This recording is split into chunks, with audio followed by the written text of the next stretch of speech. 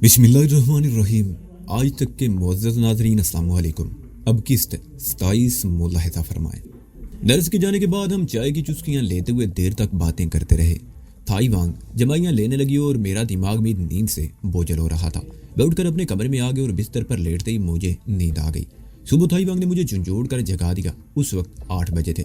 میں 4 بجے کے لگ بھگ سویا تھا۔ 4 گھنٹوں میں نیند پوری نہیں ہو سکی تھی۔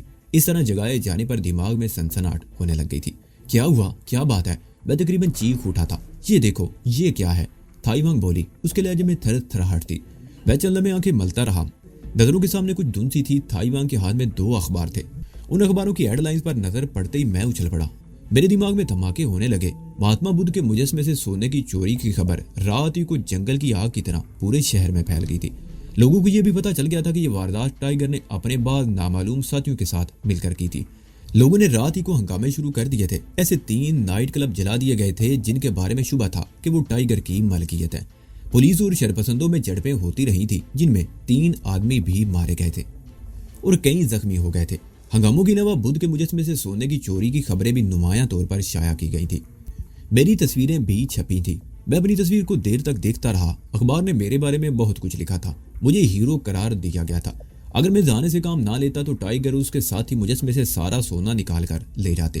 اخبار کی اطلاع کے مطابق ٹائیگر اور اس کے ساتھی مجسمے میں سے تقریباً 10 کلو سونا نکال لے گئے تھے۔ دیکھا تم نے؟ تھائی وانگ میری طرف دیکھتے ہوئے بولی۔ تم اسے چوری کی معمولی واردات سمجھتے تھے۔ رات کو ہنگاموں میں 3 آدمی مارے گئے ہیں۔ یہ ہنگامے اور بڑھیں گے اور لوگ مارے جائیں گے۔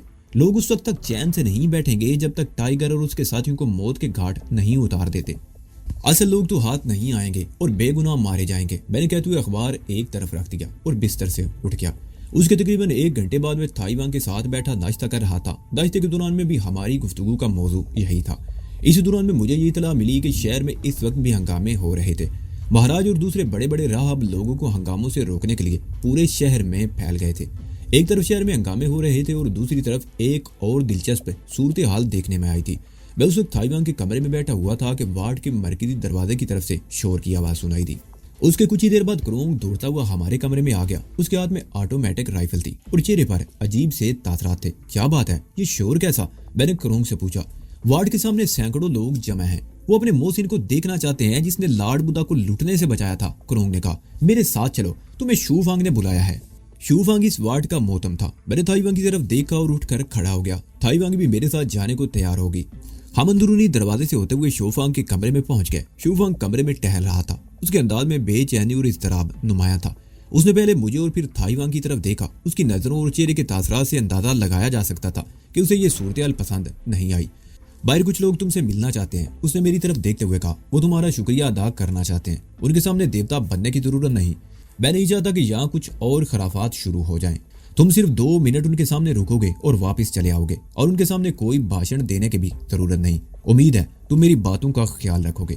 شو فانگ کی یہ باتیں میرے لیے خلاف توقع نہیں تھی۔ جب مجھے اس خانقاہ میں بھیجا گیا تھا اس سے اگلے ہی روز میں نے شو فانگ کا یہ رویہ محسوس کر لیا تھا۔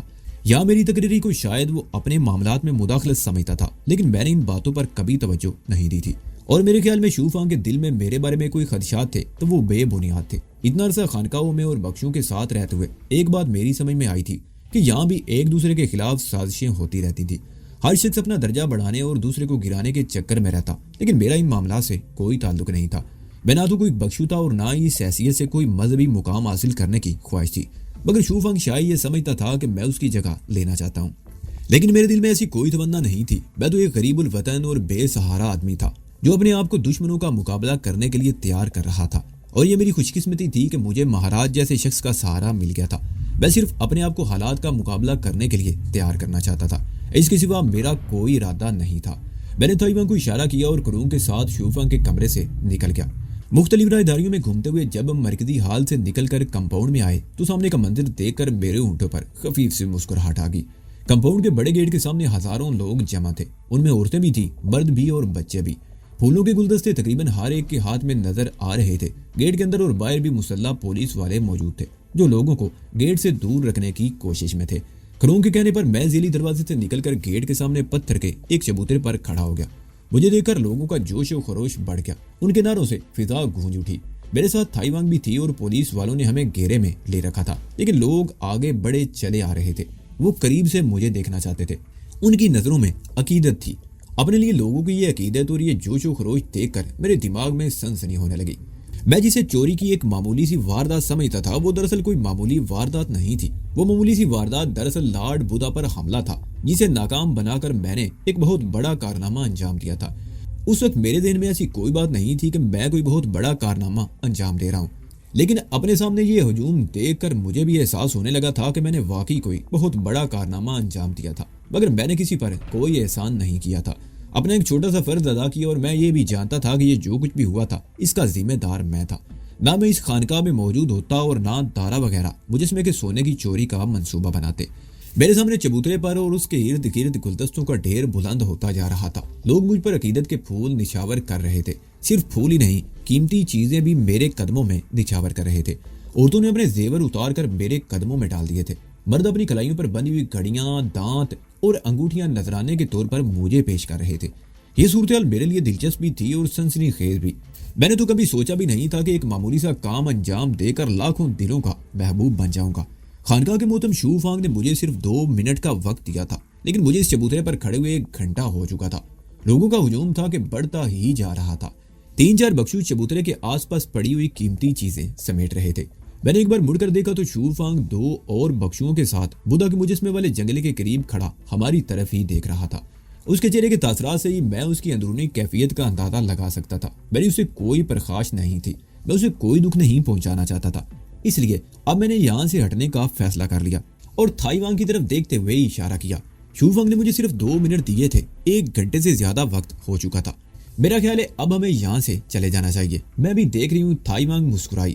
اگر اس کا خون جلا جا رہا ہے تو اس میں ہمارا کیا قصور؟ کھڑے رہنے دو اسے۔ میرا خیال ہے یہ اچھی بات نہیں ہے، میں نے کہا۔ شو فانگ کو ناراض کرنا میں مناسب نہیں سمجھتا۔ میں بلا وجہ اپنی دشمنوں کی تعداد میں اضافہ نہیں کرنا چاہتا۔ اس میں دشمنی کی کیا بات ہے؟ تھائی وانگ بولی۔ تم نے اس کی باتوں سے اندازہ نہیں لگایا؟ میں نے جواب دیا۔ وہ اس واٹ کا محتم ہے۔ وہ نہیں چاہتا کہ یہاں اس کے مقابلے میں کوئی دوسرا مقبولیت حاصل کرے۔ اسے یہ بھی اندیشہ ہے کہ شاید میں اس کے اختیارات چھیننا چاہتا ہوں، جبکہ میرا ایسا کوئی ارادہ نہیں۔ مجھے تو یہاں صرف بخشوؤں کو مارشل آرٹ کی ٹریننگ دینے کے لیے بھیجا گیا تھا، لیکن مہاراج نے کچھ اضافی ذمہ داریاں سونپ دی ہیں۔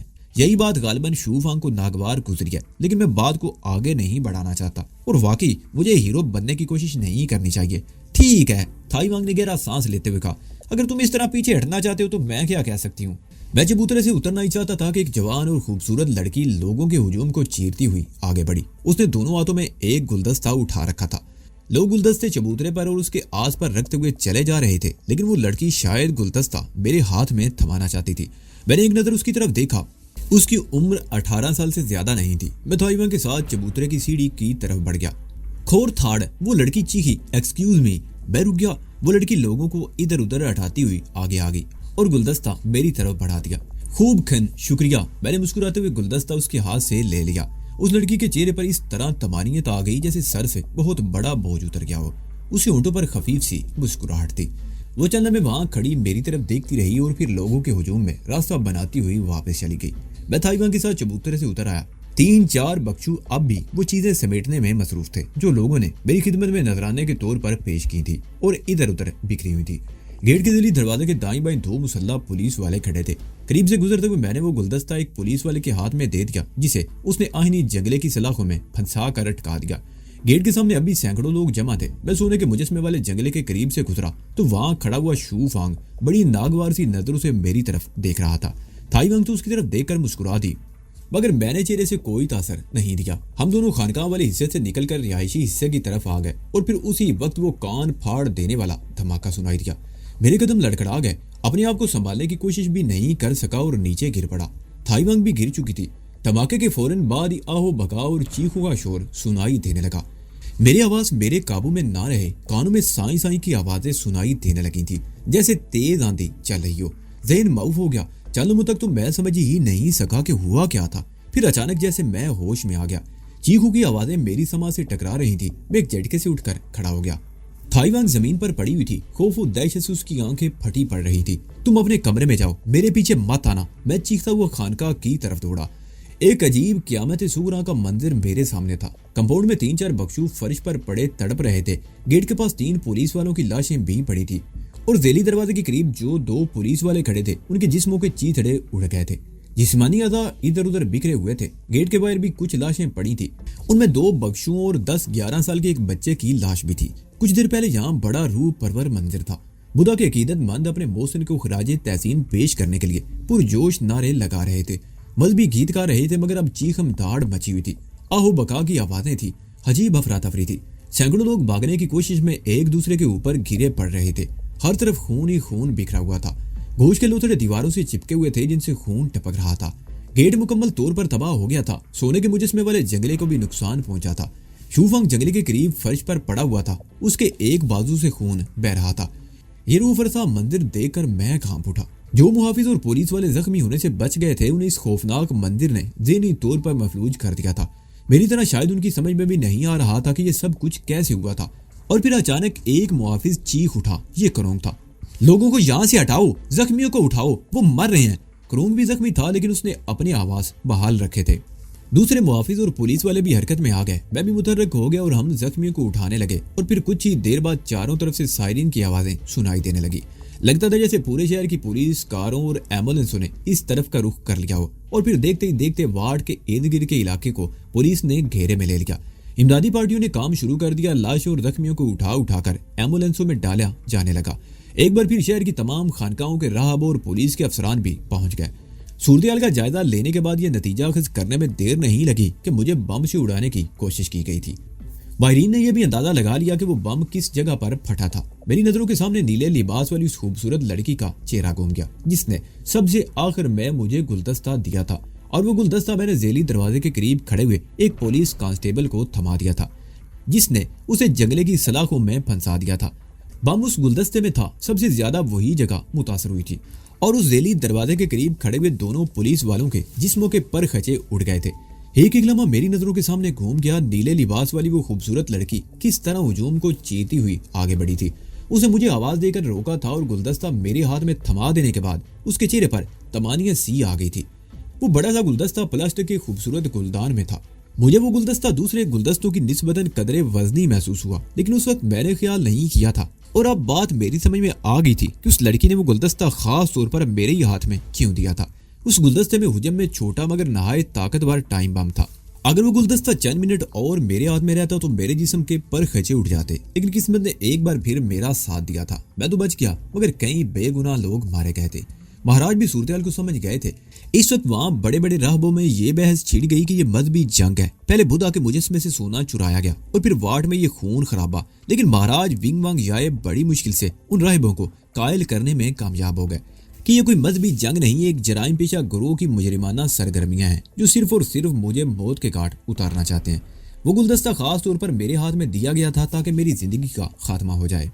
उस वार्ड को दूर दूर तक पुलिस की बारी नफरी ने घेरे में ले रखा था। वार्ड के नीचे नाले में भी पुलिस की बारी नफरी मौजूद थी। शाम तक वहां से मलबा हटा दिया गया और खून में लथपथ दीवारें और फर्श भी धो दिया गया। शाम को मैं थोड़ी देर के लिए थाईवान के पास आ गया। वो बिस्तर पर लेटी हुई थी और बड़ी निडाल सी लग रही थी।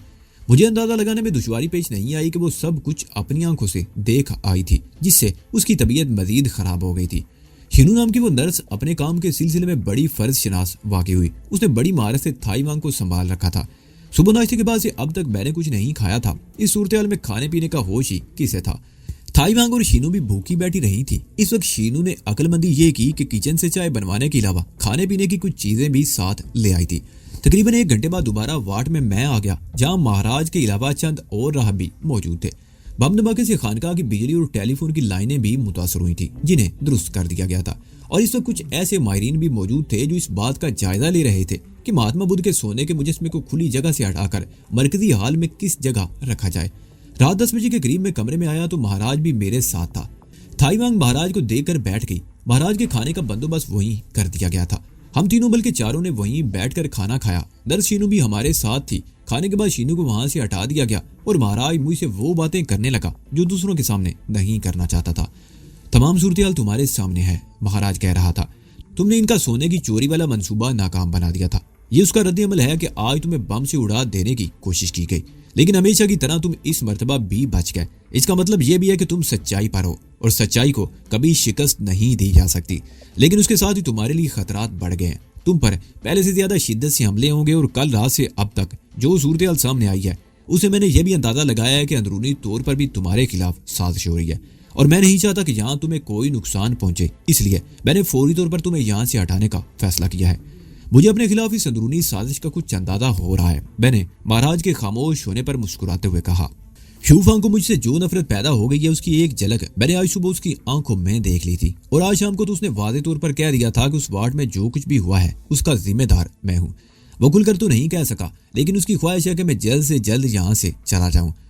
شوفانگ کینہ پرور آدمی ہے، مہاراج نے کہا۔ لارڈ بدھا کی تعلیمات ہمیں ایک دوسرے سے محبت، رواداری کا درس دیتی ہیں، لیکن تم شاید ابھی ان باتوں کو نہ سمجھ سکو۔ سیاست کی طرح مذہب میں بھی دھوکہ، ریاکاری، فریب اور منافقت پیدا ہو چکی ہے۔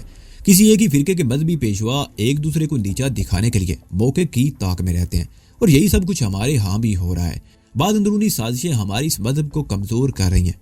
اگر تم مطالعہ کرو گے تو تمہیں پتہ چلے گا کہ لارڈ بدھا نے ہندو مت کو ترک کر کے اس مذہب کی بنیاد رکھی تھی، جس کا مقصد سچائی اور رواداری کا پرچار ہے۔ لارڈ بدھا کی تعلیمات قتل، چوری، زنا، جھوٹ، نشہ، عیش و عشرت اور دنیاوی طلب سے روکتی ہے، لیکن آج یہ سب کچھ ہو رہا ہے۔ ریاضت، فاقہ کشی اور رہبانیت ایک طرح سے اس مذہب کی بنیاد ہے، لیکن آج کتنے راہب ہیں جو اس پر عمل کرتے ہیں؟ ان تعلیمات کا درس دینے والے خود گناہوں کی دلدل میں دھنسے ہوئے۔ شوفانگ کا شمار بھی ایسے ہی راہبوں میں ہوتا ہے۔ جھوٹ، مکر و فریب اور ریاکاری کو اس نے اپنا وتیرہ بنا لیا ہے۔ وہ بظاہر بخشو ہے، لیکن رئیسوں جیسی زندگی بسر کرتا ہے۔ اس نے اپنے کمرے کو عشرت کدہ بنا رکھا ہے۔ وہ سازشی ذہن کا مالک ہے۔ میں یہ بھی جانتا ہوں کہ وہ خود تمہارے خلاف کچھ نہیں کر سکتا، لیکن لالچ میں اگر کسی کا اعلیٰ کار بن سکتا ہے، اس لیے میں نے تمہیں یہاں سے ہٹانے کا فیصلہ کر لیا ہے۔ میں نہیں چاہتا کہ یہاں رہتے ہوئے تمہیں کوئی نقصان پہنچے۔ ویسے بھی تمہاری تربیت کا کچھ حصہ باقی ہے، اور میں چاہتا ہوں اسی دوران میں تم اپنی وہ تربیت بھی مکمل کر لو۔ اب مجھے کہاں جانا ہوگا؟ میں نے پوچھا۔ میرے آدمی تمہیں لینے کے لیے آج رات کسی وقت پہنچ جائیں گے، مہاراج کہتے ہوئے اٹھ گئے، اور جب میں نے ان کے لیے کمرے کا دروازہ کھولا تو باہر گیلری میں دروازے کے قریب ہی ایک بخشو کو دیکھ کر چونک گیا۔ نہ جانے مجھے یہ احساس کیوں ہو رہا تھا کہ وہ چھپ کر ہماری باتیں سن رہا تھا، لیکن یہ پھر خیال ذہن سے نکال دیا، کسی کو چھپ کر ہماری باتیں سننے کی کیا ضرورت تھی؟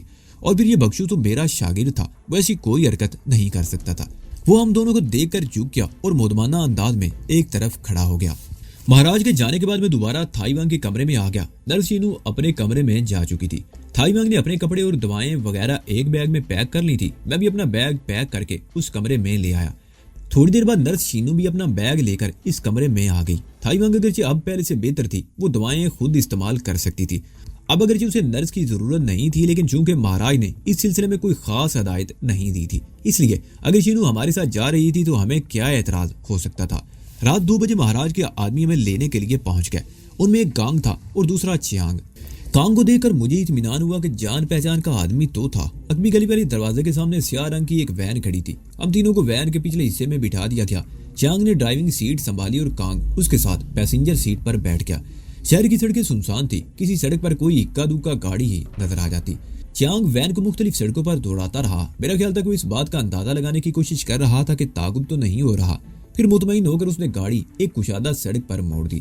یہی سڑک آگے جا کر ہائی وے 3 سے جا ملتی تھی۔ 4 میلی سی ہائی وے پر مشرق کی طرف سفر کرنے کے بعد وین جنوب کی طرف ایک اور ہائی وے پر مڑ گئی۔ سڑک کے دونوں طرف چھوٹی چھوٹی پہاڑیاں تھیں جن پر سبزے اور درختوں کی بہتات تھی۔ تقریباً 2 گھنٹے اس ہائی وے پر سفر کرنے کے بعد وین پہاڑیوں میں ایک اور تنگ سی سڑک پر مڑ گئی۔ یہ کوئی باقاعدہ سڑک نہیں تھی، ایک تنگ سا پتھریلا راستہ تھا جو چھوٹی چھوٹی پہاڑیوں میں بل کھاتا ہوا چلا گیا تھا۔ وین کی رفتار بہت ہلکی تھی اور پھر تقریباً 40 منٹ بعد وین ایک جگہ رک گئی۔ کانگ اشارہ کرتا ہوا نیچے اتر گیا۔ شینو اور تھائی وانگ اونگ رہی تھی۔ میں نے جھنجھوڑ کر ان دونوں کو جگا دی اور ہم نیچے اتر آئے۔ میں وین کے قریب کھڑا ادھر ادھر دیکھنے لگا۔ اوپر کسی جگہ مدھم سی روشنی نظر آ رہی تھی۔ وہ پہاڑی زیادہ اونچی نہیں تھی۔ اوپر چڑھنے کے لیے ایک تنگ سا راستہ تھا جو چٹان کو کاٹ کر بنایا گیا تھا۔ چانگ آگے تھا، اس کے پیچھے شینو، تھائی وانگ اور میں۔ آخر میں کانگ تھا جس نے کندھے پر آٹومیٹک رائفل لٹکا رکھی تھی۔ اس تنگ سے راستے کا اختتام تقریباً 200 فٹ اوپر ایک جگہ پر ہوا تھا۔ یہ خاصا وسیع میدان تھا جس کے ایک طرف کوئی کاٹھے یا مکان بنا ہوا تھا۔ 1-2 کھڑکیوں میں روشنی ہو رہی تھی۔ وہ روشنی جو نیچے سے نظر آ رہی تھی اس تنگ سے راستے کے اختتام پر ایک بلب کی تھی جو اس راستے کی نشاندہی کے لیے جلایا گیا تھا۔ کانگ برآمدے میں پہنچ کر دروازے کو زور زور سے دڑدڑانے لگا۔ دروازہ کھلنے میں زیادہ دیر نہیں لگی۔ وہ ایک دبلی پتلی سی جوان لڑکی تھی۔ بال بکھرے ہوئے تھے اور آنکھوں میں نیند کا خمار تھا۔ وہ غالباً سو رہی تھی اور دروازہ دڑدڑانے کی وجہ سے جاگ گئی تھی۔ دروازہ آرام سے نہیں کھٹکا سکتے تھے؟ تمہیں کال بیل کا بٹن نظر نہیں آیا؟ لڑکی کے لہجے میں ناگواری تھی۔ وہ کانگ کو گور رہی تھی۔ सॉरी मिस बटरफ्लाई, कांग ने मादरत अमेज लहजे में कहा। रात का आखिरी पहर है, मैं समझा था कि तुम गहरी नींद सो रही होगी, इसलिए। ठीक है, मिस बटरफ्लाई ने उसकी बात काट दी। अब अंदर आओगे या बाहर ही खड़े बातें करते रहोगे? हम अंदर आ गए। रात की तारीकी में बाहर से इस मकान के बारे में कोई अंदाजा नहीं हो सका था, लेकिन अंदर से ये खासा कुशादा था। गालिबन 5-6 कमरे थे, एक वसीउ अरीज हाल इसके अलावा था। मिस्टर बटरफ्लाई ने अंदर आकर सारी बत्तियां जला दी। मैंने हाल की एक दीवार पर लगी हुई घड़ी की तरफ देखा। सुबह के 5 बजने वाले थे। जो कमरा पसंद आए कब्जा कर लो, कांग ने मेरी तरफ देखते हुए कहा। मैंने एक कमरे का दरवाजा खोला। अंदर बेड पर एक अधेड़ उम्र औरत सो रही थी। मैंने वो दरवाजा बंद कर दिया और दूसरे कमरे में आ गया और अपना बैग एक कुर्सी पर फेंक दिया। थाईमांग और शीनू ने भी एक एक कमरे पर कब्जा जमा लिया।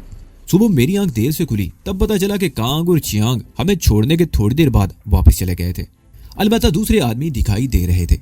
उनमें से किसी की उम्र भी 30 साल से ज्यादा नहीं थी। एक क्लीन शेव था, दूसरे की मूंछें चूहे की दुम की तरह होंठों के किनारों से लटकी हुई थी। दोनों के बाल बेतहाशा बड़े हुए थे।